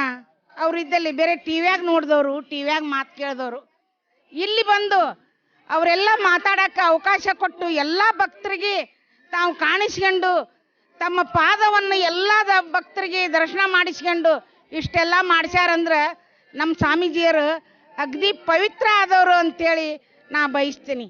ಅವ್ರ ಮಾತು, ಒಂದೊಂದು ಮಾತು ಒಂದು ಮುತ್ತು ಆನಂದಿ ಗುರೂಜಿಯರ್ದು. ಆ ಮುತ್ತುಲಿಂತ್ರ ನಾವು ಹೋದ್ರೆ ನಾವೆಲ್ಲ ರತ್ನ ಕಾಣ್ತೀವಿ. ಆದ್ರೆ ಅವ್ರು ಏನು ಹೇಳ್ತಾರ ಅದನ್ನ ಮಾಡ್ತಾರ, ಏನು ಮಾಡ್ತಾರ ಅದನ್ನ ಹೇಳ್ತಾರ ಗುರೂಜಿಯರು. ಓಂ ಕಲ್ಯಾಣಾದ್ಭುತಗಾತ್ರಾಯ ಕಾಮೇದಾರ್ಥಪ್ರದಾಯಿನೇಂ ಶ್ರೀಮದ್ ವೆಂಕಟನಾಥಾಯಾಂ ಶ್ರೀನಿವಾಸಾಯ ಮಂಗಳಂ ನಿರಂಜನಾಯ ವಿದ್ಮಹೇ ನಿರಾಭಾಸಾಯ ಧೀಮಹೇ ತನ್ನ ಶ್ರೀನಿವಾಸ ಪ್ರಚೋದಯಾತು. ಓಂ ಲಕ್ಷ್ಮೀ ನರಸಿಂಹಾಯ ನಮಃ. ಓಂ ಲಕ್ಷ್ಮೀ ನರಸಿಂಹಾಯ ನಮಃ. ಓಂ ಲಕ್ಷ್ಮೀ ನರಸಿಂಹಾಯ ನಮಃ. ಇಲ್ಲಿ ತಾವು ದರ್ಶನವನ್ನು ಮಾಡ್ತಾ ಇರತಕ್ಕಂಥ ಸ್ವಾಮಿ ಈಗ ಅಥವಾ ನಿನ್ನೆನೋ ಮೊನ್ನೆನೋ ಉದ್ಭವ ಆಗಿರತಕ್ಕಂಥದ್ದಲ್ಲ. ಈ ಒಂದು ಕ್ಷೇತ್ರ ನಿನ್ನೆ ಮೊನ್ನೆ ಬಂದಿರತಕ್ಕಂಥದ್ದಲ್ಲ. ಈ ಒಂದು ಕ್ಷೇತ್ರಕ್ಕೆ ಬಹಳ ವರ್ಷಗಳ ಕಾಲ ಇತಿಹಾಸ ಇರತಕ್ಕಂಥದ್ದು ಮತ್ತು ಚೋಳರ ಕಾಲದ ಇತಿಹಾಸ ಇರತಕ್ಕಂಥದ್ದು ಈ ಒಂದು ಕ್ಷೇತ್ರ. ಈ ಒಂದು ಕ್ಷೇತ್ರವನ್ನು ಒಂದು ಬಾರಿ ತಾವು ನೋಡಿದ್ರೆ ಎಲ್ಲವೂ ಕೂಡ ಹಳೆಯ ಕಟ್ಟಡಗಳು ಅದೇ ರೀತಿ ಇರತಕ್ಕಂಥದ್ದಿದೆ. ರಾಜಗೋಪುರದಿಂದ ಹಿಡಿದು ಒಳಗಡೆ ಇರತಕ್ಕಂಥ ಗರ್ಭಗುಡಿಯವರೆಗೂ ಕೂಡ ಎಲ್ಲವೂ ಕೂಡ ಬಹಳ ಪುರಾಣ ಪ್ರಸಿದ್ಧವಾಗಿರ್ತಕ್ಕಂಥದ್ದು. ಈ ದೇವಸ್ಥಾನದ ಕಟ್ಟಡ ವಿಚಾರ ಒಂದು ರೀತಿ ಆದರೆ ಇಲ್ಲಿ ಭಗವಂತನ ಮಹಿಮೆಯನ್ನು ಕೇಳಿದ್ರೆ ಒಂದು ಕ್ಷಣ ಮೈ ರೋಮಾಂಚನವಾಗ್ತಕ್ಕಂಥದ್ದಿರುತ್ತೆ. ಏನು ಗುರುಗಳೇ ಅಂತಹ ಮಹಿಮೆ ಅಂದರೆ, ಈಗ ಒಳಗಡೆ ಭಗವಂತನ ಮೂರ್ತಿಯನ್ನು ತಾವೇನು ನೋಡ್ತಾ ಇದ್ದೀರಿ, 1992ರಲ್ಲಿ ಆಗಲೇ ತಿರುಮಲ ತಿರುಪತಿ ದೇವಸ್ಥಾನ ಅಲ್ಲಿ ಭಗವಂತನ ಆ ಒಂದು ದೇವಸ್ಥಾನದ ಟ್ರಸ್ಟ್ನ ವತಿಯಿಂದ ಈ ಒಂದು ದೇವಸ್ಥಾನಕ್ಕೆ ಕೊಡುಗೆಯಾಗಿ ಕೊಟ್ಟಿರ್ತಕ್ಕಂಥದ್ದು. ಗುರುಗಳೇ ಚೋಳರ ಕಾಲದ್ದು ಅಂತ ಹೇಳ್ತೀರಿ, ಇಲ್ಲಿ ನೋಡಿದ್ರೆ 1992 ತಿರುಪತಿ ತಿರುಮಲ ದೇವಸ್ಥಾನದವರು ಕೊಟ್ಟಿರ್ತಕ್ಕಂಥದ್ದು ಅಂತಲೂ ಹೇಳ್ತಾ ಇದ್ದೀರಿ. ಹೆಂಗೆ ಗುರುಗಳೇ ಅರ್ಥಾರ್ಥ ಸಂಬಂಧ ನಮ್ಗೆ ಗೊತ್ತಾಗ್ತಾ ಇಲ್ವಲ್ಲ ಅಂತ ಹೇಳಿದ್ರೆ, ಅಲ್ಲಿ ಮೂರ್ತಿಯನ್ನು ತಾವೇನು ನೋಡ್ತಾ ಇದ್ದೀರಿ, ಲಕ್ಷ್ಮೀ ನರಸಿಂಹಸ್ವಾಮಿ ವಿಗ್ರಹವನ್ನು ಅವರು ನಮಗೆ ಉಡುಗೊರೆಯಾಗಿ ಕೊಟ್ಟಿರ್ತಕ್ಕಂಥದ್ದು, ಒಂದು ದಾನವಾಗಿ ಕೊಟ್ಟಿರ್ತಕ್ಕಂಥದ್ದು. ಇಂಗ್ಲೀಷ್ನ ಪದದಲ್ಲಿ ಹೇಳೋದಾದರೆ ಒಂದು ಸ್ಪಾನ್ಸರನ್ನು ಮಾಡಿರ್ತಕ್ಕಂಥದ್ದು. ಆದರೆ ಇಲ್ಲಿನ ಮೂಲ ವಿಗ್ರಹ ಯಾವುದು? ಈಗ ತಾವು ನೋಡ್ತಾ ಇದ್ದೀರಿ ಕೆಳಗಡೆ ಬಹಳ ವಿಶೇಷವಾಗಿ ನಾಗಾಭರಣದಲ್ಲಿ ಕೂತಿರ್ತಕ್ಕಂಥದ್ದು ಸ್ವಾಮಿ ಧಾಳವಾಟ ಲಕ್ಷ್ಮೀ ನರಸಿಂಹಸ್ವಾಮಿ ಉದ್ಭವ ಮೂರ್ತಿ. ಈ ಭಗವಂತ ಉದ್ಭವ ಆಗಿದ್ದು ಹೇಗೆ ಅನ್ನೋದನ್ನು ಕೂಡ ನಾನು ನಿಮಗೆ ತಿಳಿಸ್ಕೊಡ್ತೀನಿ. ಈ ಭಗವಂತ ಉದ್ಭವ ಆಗಲಿಕ್ಕೆ ಕಾರಣ, ಹಿಂದೆ ಸಾಕಷ್ಟು ವರ್ಷಗಳ ಹಿಂದೆ ದಳ ಮಹರ್ಷಿಗಳು ಲಕ್ಷ್ಮೀ ನರಸಿಂಹಸ್ವಾಮಿಯ ಕುರಿತು ಅಧ್ಯಯನ ಮಾಡ್ತಾ ಇದ್ರು, ಪ್ರಾರ್ಥನೆಯನ್ನು ಮಾಡ್ತಾ ಇದ್ರು. ಪ್ರತಿನಿತ್ಯವೂ ಕೂಡ ಒಂದಲ್ಲ ಒಂದು ರೀತಿ ಅನುಗ್ರಹವನ್ನು ಪಡೆಯಲಿಕ್ಕಾಗಿ ಭಗವಂತನ ಬಹಳ ವಿಶೇಷವಾಗಿ ವಿಜೃಂಭಣೆಯ ರೀತಿಯಲ್ಲಿ ಪೂಜಾನುಷ್ಠಾನಗಳೆಲ್ಲವನ್ನು ಕೂಡ ನಡೆಸ್ಕೊಂಡು ಬರ್ತಾ ಇದ್ರು. ಆ ಒಂದು ಸಮಯದಲ್ಲಿ ಭಗವಂತ ಅವರಿಗೆ, ನಾನು ಇಂತಹ ಜಾಗದಲ್ಲಿ ನಾನು ನೆಲೆಗೊಂಡಿದ್ದೇನೆ, ಇಂತಹ ಜಾಗದಲ್ಲಿ ನಾನು ಉದ್ಭವ ಆಗಿದ್ದೇನೆ ಅಂತ ಆಗ ದಳ ಮಹರ್ಷಿಗಳಿಗೆ ಭಗವಂತ ಸ್ವಪ್ನದಲ್ಲಿ ಬಂದು ಈ ಒಂದು ವಿಚಾರವನ್ನು ತಿಳಿಸ್ಕೊಟ್ರು. ನಾನಿಲ್ಲಿ ಉದ್ಭವ ಆಗಿದ್ದೀನಿ, ಈ ಒಂದು ಮೂರ್ತಿಯ ರೂಪದಲ್ಲಿ ನಾನು ಉದ್ಭವ ಆಗಿದ್ದೀನಿ ಅಂತ ಹೇಳಿ ದಳ ಮಹರ್ಷಿಗಳಿಗೆ ಪ್ರಾಪ್ತಿಯಾಯಿತು. ಅದಾದ ಮೇಲೆ ಸಾಕಷ್ಟು ವರ್ಷಗಳ ಕಾಲ ಇಲ್ಲಿ ಬಹಳ ವಿಶೇಷವಾಗಿ ಭಗವಂತನ ಪೂಜಾನುಷ್ಠಾನಗಳೆಲ್ಲವನ್ನು ಕೂಡ ದಳ ಮಹರ್ಷಿಗಳು ಬಹಳ ವಿಶೇಷವಾಗಿ ವಿಜೃಂಭಣೆಯಲ್ಲಿ ವಿಭಿನ್ನ ರೀತಿಗಳಲ್ಲಿ ನಡೆಸಿಕೊಂಡು ಬರ್ತಾ ಇದ್ರು.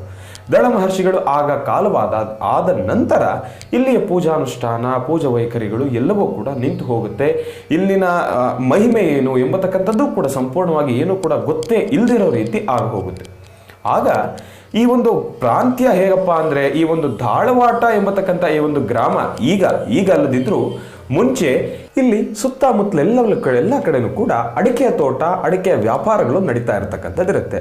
ಆ ಒಂದು ಸಮಯದಲ್ಲಿ ಈ ಒಂದು ಜಾಗದಲ್ಲಿ ಈಗ ತಾವು ಕೇಳ್ಬೋದು, ಈಗ ಇಲ್ಲಿ ಭಗವಂತ ಉದ್ಭವವೇನೋ ಆಯಿತು ಗುರುಗಳೇ, ಒಂದು ಕಲ್ಲಿನ ರೂಪದಲ್ಲಿ ಚಿಕ್ಕ ಸಾಲಿಗ್ರಾಮ ಶಿಲೆಯ ರೂಪದಲ್ಲಿ ಉದ್ಭವ ಆಗೋಯ್ತು, ಇದಕ್ಕೆ ಇನ್ನು ಮುಂದಿನ ನೆರಳು ಹೇಗೆ ಗುರುಗಳೇ ಎಂಬತಕ್ಕಂಥ ಮಾತು ನಿಮ್ಗೆ ಈಗಾಗಲೇ ಸಂಶಯ ಮೂಡಿದೆ.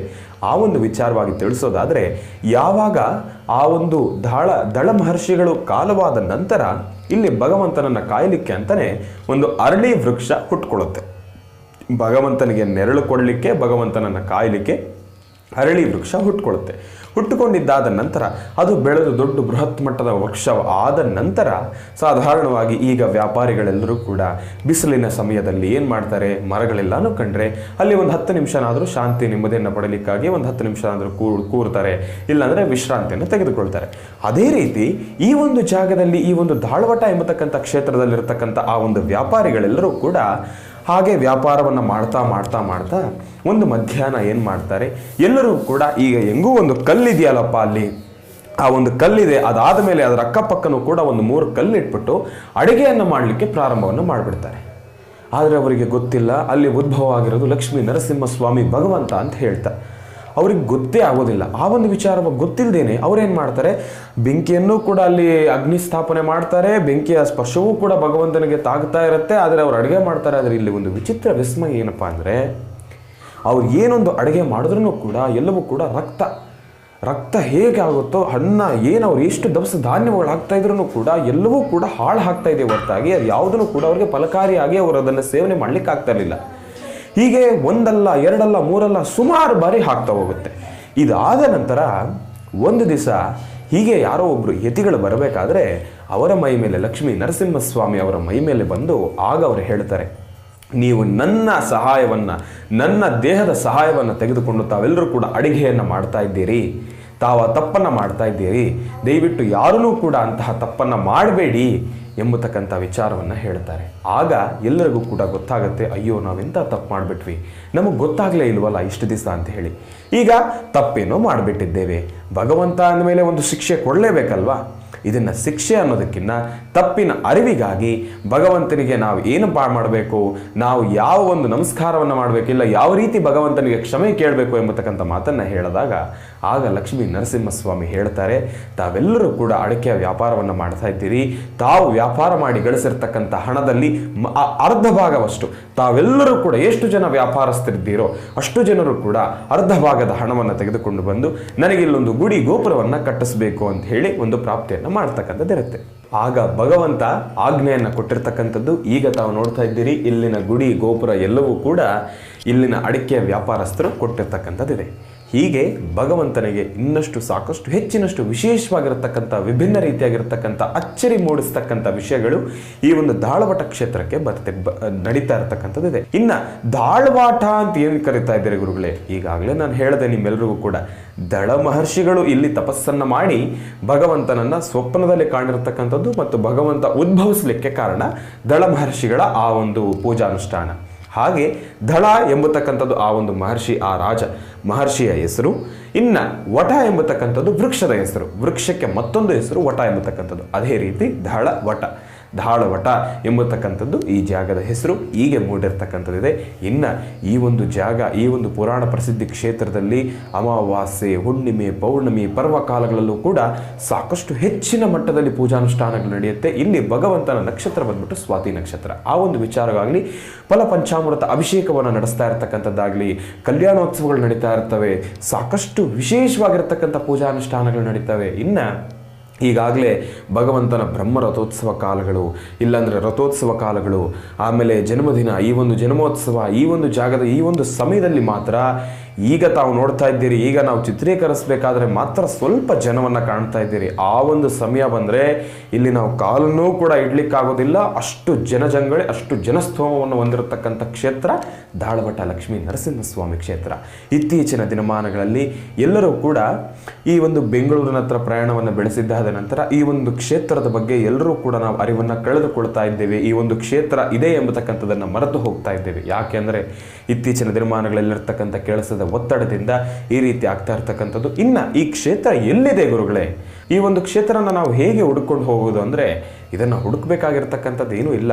ಆಂಧ್ರ ಬಾರ್ಡರ್ ಅಂದರೆ ಆಂಧ್ರದ ಗಡಿ ಭಾಗ, ಹಿಂದೂಪುರದ ಮಾರ್ಗ ಮಧ್ಯದಲ್ಲಿ ಬರ್ತಕ್ಕಂಥದ್ದು ದಾಳವಟ ಲಕ್ಷ್ಮೀ ನರಸಿಂಹಸ್ವಾಮಿ ಕ್ಷೇತ್ರ. ಈ ಒಂದು ಕ್ಷೇತ್ರದ ಬಗ್ಗೆ ಹೇಳ್ತಾ ಇರಬೇಕಾದ್ರೆ ನಿಜಕ್ಕೂ ನನಗೂ ಕೂಡ ಒಂದು ಕ್ಷಣ ರೋಮಾಂಚನವಾಗುತ್ತೆ. ಯಾಕೆ ಅಂದರೆ ಈ ಕ್ಷೇತ್ರದ ಬಗ್ಗೆ ಹೇಳ್ತಕ್ಕಂಥದ್ದೊಂದು, ತಾವು ಕೇಳ್ತಕ್ಕಂಥದ್ದು ಮತ್ತೊಂದು, ತಾವು ವೀಕ್ಷಣೆ ಮಾಡ್ತಾ ಇರ್ತಕ್ಕಂಥದ್ದು ಇನ್ನೊಂದು. ಈ ಕ್ಷೇತ್ರದ ನಿಜವಾದ ಶಕ್ತಿ ತಮಗೆ ಗೊತ್ತಾಗಬೇಕಾದ್ರೆ ತಾವು ಒಮ್ಮೆ ಈ ಕ್ಷೇತ್ರಕ್ಕೆ ಬರಬೇಕು. ಈ ಕ್ಷೇತ್ರದಲ್ಲಿ ಕೂತು ಭಗವಂತನನ್ನು ನೋಡಬೇಕು. ಈ ಒಂದು ಕ್ಷೇತ್ರದಲ್ಲಿರ್ತಕ್ಕಂಥ ಆ ಒಂದು ವೈಬ್ರೇಷನ್ನ ತಾವೇ ಫೀಲ್ ಮಾಡಬೇಕು. ಅಂದರೆ ತಾವು ಅದನ್ನು ಅನುಭವಿಸಬೇಕು. ಅನುಭವಿಸಿದಾಗ ಮಾತ್ರ ಈ ಕ್ಷೇತ್ರದ ಶಕ್ತಿ ಏನು ಎಂಬತಕ್ಕಂಥದ್ದು ತಮ್ಮೆಲ್ಲರಿಗೂ ಕೂಡ ಅರಿವಾಗ್ತಕ್ಕಂಥದ್ದಿದೆ. ಇನ್ನು ತಮ್ಮೆಲ್ಲರಿಗೂ ಕೂಡ ಮತ್ತೊಂದು ಅವಕಾಶವನ್ನು ಕೊಡ್ತೀನಿ. ಈ ಒಂದು ಕ್ಷೇತ್ರ ತಾವೇನಾದರೂ ಸೇವೆ ಮಾಡಬೇಕು ಅಂದರೆ ತಾವು ಸೇವೆ ಮಾಡ್ಬೋದು. ಯಾಕೆಂದರೆ ಇನ್ನೇನು ಸ್ವಲ್ಪ ಕೆಲ ವರ್ಷಗಳ ನಂತರ ಈ ಒಂದು ಕ್ಷೇತ್ರನ ಜೀರ್ಣೋದ್ಧಾರದ ಕೆಲಸಗಳು ನಡೀತಾ ಇವೆ. ಈಗಾಗಲೇ ಕಲ್ಲಿನಿಂದ ಮಾಡಿರ್ತಕ್ಕಂಥ ಗುಡಿ ಗೋಪುರಗಳೆಲ್ಲವೂ ಕೂಡ ನಿಧಾನವಾಗಿ ಕೆಲಸಗಳು, ಕಾಮಗಾರಿಗಳು ನಡೀತಾ ಬರ್ತಾ ಇವೆ. ಅದರಾಗಲೇ ನಿರ್ಮಾಣದ ಅರ್ಧ ಭಾಗಕ್ಕೆ ಬಂದು ನಿಂತಿದೆ. ಇನ್ನು ನಿಮ್ಮೆಲ್ಲರ ಸೇವೆಯನ್ನು ಕೂಡ ಅಪೇಕ್ಷೆಯಲ್ಲಿದೆ. ಇಲ್ಲಿ ತಾವು ಬರ್ಬೋದು, ತಾವೇ ಸ್ವತಃ ಈ ಒಂದು ಗ್ರಾಮಕ್ಕೆ ಬರ್ಬೋದು, ಈ ಒಂದು ಕ್ಷೇತ್ರಕ್ಕೆ ಬರ್ಬೋದು, ನಿಮ್ಮ ಕೈಲಾಗಿರ್ತಕ್ಕಂಥ ಸೇವೆಯನ್ನು ಮಾಡ್ಬೋದು. ಭಗವಂತನ ಕೃಪೆಗೆ ನಾವೆಲ್ಲರೂ ಕೂಡ ಪಾತ್ರರಾಗ್ಬೋದು ಅಂತ ಹೇಳ್ತಾ, ಇನ್ನು ಈ ಒಂದು ಕ್ಷೇತ್ರಕ್ಕೆ ಬಂದಿರತಕ್ಕಂಥ ನಾನು ಲೋಕ ಕಲ್ಯಾಣಾರ್ಥವಾಗಿ ಮಹರ್ಷಿವಾಣಿಯ ಸಮಸ್ತ ವೀಕ್ಷಕ ಪ್ರಭುಗಳು ನಿಮ್ಮೆಲ್ಲರಿಗೂ ಕೂಡ ಒಳ್ಳೆಯದಾಗಲಿ ಅಂತ ಹೇಳಿ ನಾನು ಕೂಡ ಭಗವಂತನಲ್ಲಿ ವಿಶೇಷವಾಗಿರತಕ್ಕಂಥ ಸಂಕಲ್ಪವನ್ನು ಮಾಡಿದ್ದೇನೆ. ಒಳ್ಳೆಯದಾಗಲಿ, ಶುಭವಾಗಲಿ.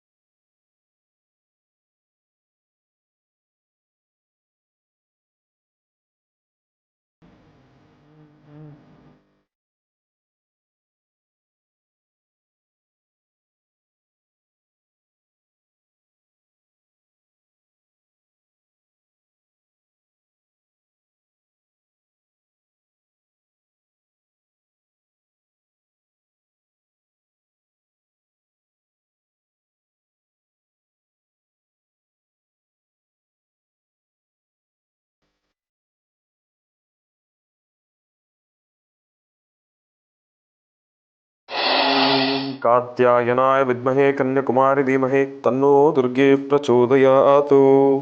महादेव्यै च विद्महे विष्णुपत्न्यै च धीमहि तन्नो लक्ष्मी प्रचोदयात्। ओम महालक्ष्मी नमः, ओम महालक्ष्मी नमः। ಇಷ್ಟು ಹೊತ್ತಿನವರೆಗೂ ಕೂಡ ಇಲ್ಲಿಯ ಕ್ಷೇತ್ರ ಧಾಳವಟ ಲಕ್ಷ್ಮೀ ನರಸಿಂಹಸ್ವಾಮಿ ಕ್ಷೇತ್ರದ ಮಹಿಮೆಯನ್ನು ತಾವೆಲ್ಲರೂ ಕೂಡ ತಿಳ್ಕೊಂಡಿರ್ತಕ್ಕಂಥದ್ದಾಯಿತು. ಹಾಗೆ ಭಗವಂತನನ್ನು ಬಹಳ ವಿಶೇಷವಾಗಿ ದರ್ಶನವನ್ನು ಕೂಡ ಮಾಡಿರ್ತಕ್ಕಂಥದ್ದಾಯಿತು. ನರಸಿಂಹಸ್ವಾಮಿನ ದರ್ಶನ ಮಾಡಿದ್ರೆ ಸಾಕ, ತಾಯಿ ಮಹಾಲಕ್ಷ್ಮಿಯನ್ನು ಕೂಡ ದರ್ಶನವನ್ನು ಮಾಡಬೇಕಲ್ವಾ? ಅದೇ ರೀತಿ ಈಗ ತಾಯಿಯನ್ನು ವಿಶೇಷವಾಗಿ ನೋಡಿ, ಆ ತಾಯಿಯ ಅಲಂಕಾರವನ್ನು ನೋಡೋದೇ ಒಂದು ಆನಂದ, ತಾಯಿಯ ಮುಖದ ಸೌಂದರ್ಯವನ್ನು ನೋಡೋದೇ ಒಂದು ಆನಂದ. ಬಹಳ ವಿಶೇಷವಾಗಿ ಶ್ರೀಚಕ್ರವೂ ಕೂಡ ಇದೆ. ಪ್ರತಿನಿತ್ಯ ಶ್ರೀಚಕ್ರಕ್ಕೆ ಅರ್ಚನೆ ಕೂಡ ಆಗ್ತಕ್ಕಂಥದ್ದಿರುತ್ತೆ, ಅಭಿಷೇಕವಾಗ್ತಕ್ಕಂಥದ್ದಿರುತ್ತೆ. ನಿಜಕ್ಕೂ ಈ ಒಂದು ಕ್ಷೇತ್ರ ಒಂದು ಶಕ್ತಿಯ ಸಾನ್ನಿಧ್ಯ ಅಂತಲೇ ಹೇಳ್ಬೋದು. ಯಾಕೆ ಅಂದರೆ ನರಸಿಂಹಸ್ವಾಮಿ ಅಂದರೆ ಸಾಮಾನ್ಯವ? ಏನೊಂದು ಕೆಲಸ ಆಗಲಿ, ಕೆಟ್ಟದ್ದಾಗಲಿ, ಇಲ್ಲಾಂದರೆ ಬೇರೆ ರೀತಿಯ ದುಷ್ಟಶಕ್ತಿಗಳಾಗಲಿ, ಮಾಟ ಮಂತ್ರ ಪ್ರಯೋಗ ಮತ್ತೊಂದು ಏನೊಂದು ವಿಚಾರಗಾದ್ರೂ ಕೂಡ ನಮ್ಮಲ್ಲಿರ್ತಕ್ಕಂಥ ಭಯವನ್ನು ಹೋಗಲಾಡಿಸ್ಬೇಕಂದ್ರೆ ಲಕ್ಷ್ಮೀ ನರಸಿಂಹಸ್ವಾಮಿಯನ್ನು ಒಂದು ಕ್ಷಣ ಭಕ್ತಿ ಶ್ರದ್ಧೆಯಿಂದ ಪ್ರಾರ್ಥನೆಯನ್ನು ಮಾಡಿದ್ದೆ ಆದರೆ ನಮ್ಮಲ್ಲಿರ್ತಕ್ಕಂಥ ಭಯವು ದೂರ ಆಗುತ್ತೆ. ಎದುರುಗಡೆ ಇರತಕ್ಕಂಥ ವ್ಯಕ್ತಿ ನಮಗೇನೋ ಒಂದು ಸಮಸ್ಯೆಯನ್ನು ಮಾಡ್ತಾ ಇದ್ದಾನೆ, ಅವನಲ್ಲಿರ್ತಕ್ಕಂಥ ಅಸುರತ್ವದಿಂದ ನಮ್ಮನ್ನು ಏನೋ ಒಂದು ರೀತಿ ಕುಂಠಿತ ಆಗ್ತಾ ಇದೆ ಅವನಿಂದ ಒಂದು ಕೆಲಸ ಅಂತ ಹೇಳಿದ್ರೆ ಒಂದು ಕ್ಷಣ ಲಕ್ಷ್ಮೀ ನರಸಿಂಹಸ್ವಾಮಿಯನ್ನು ಪ್ರಾರ್ಥನೆಯನ್ನು ಮಾಡಿದ್ದೆ ಆದರೆ ಆ ವ್ಯಕ್ತಿಗೆ ಯಾವುದೇ ರೀತಿ ದೋಷ ಆಗೋದಿಲ್ಲ. ಆ ವ್ಯಕ್ತಿಯಲ್ಲಿರ್ತಕ್ಕಂಥ ಅಸುರತ್ವ ದೂರ ಆಗಿ ಆ ವ್ಯಕ್ತಿಯಲ್ಲಿರ್ತಕ್ಕಂಥ ಒಳ್ಳೆಯ ಗುಣದ ಮುಖಾಂತರ ನಮ್ಮ ಕೆಲಸವನ್ನು ನಾವು ಕಾರ್ಯಸಿದ್ಧಿಪಡಿಸ್ಕೊಳ್ಬೋದು. ಅಂತಹ ಶಕ್ತಿ ಲಕ್ಷ್ಮೀ ನರಸಿಂಹಸ್ವಾಮಿಯಲ್ಲಿರ್ತಕ್ಕಂಥದ್ದಿದೆ. ಆ ಒಂದು ವಿಚಾರವಾಗಿ ದೇವಿಯನ್ನೂ ಕೂಡ ಸಂಪೂರ್ಣವಾಗಿ ಶ್ರದ್ಧಾಭಕ್ತಿಯಿಂದ ಪ್ರಾರ್ಥನೆಯನ್ನು ಮಾಡಿದ್ದೇವೆ. ಇವತ್ತಿನ ದಿವಸ ತಾಯಿ ಹತ್ರನೂ ಕೂಡ ಲೋಕ ಕಲ್ಯಾಣಾರ್ಥವಾಗಿ ಒಂದು ಸಂಕಲ್ಪವನ್ನು ಮಾಡಿದ್ದೇನೆ. ನಿಮ್ಮೆಲ್ಲರ ಕ್ಷೇಮಾಭಿವೃದ್ಧಿಗಾಗಿ ಎಲ್ಲರೂ ಕೂಡ ಸುಖ ಶಾಂತಿ ನೆಮ್ಮದಿಯಿಂದ ಇರಬೇಕು ಅಂತ ನಾನು ಕೂಡ ತಾಯಿಯಲ್ಲಿ ಪ್ರಾರ್ಥನೆಯನ್ನು ಮಾಡಿದ್ದೇನೆ. ಒಳ್ಳೆಯದಾಗಲಿ, ಶುಭವಾಗಲಿ.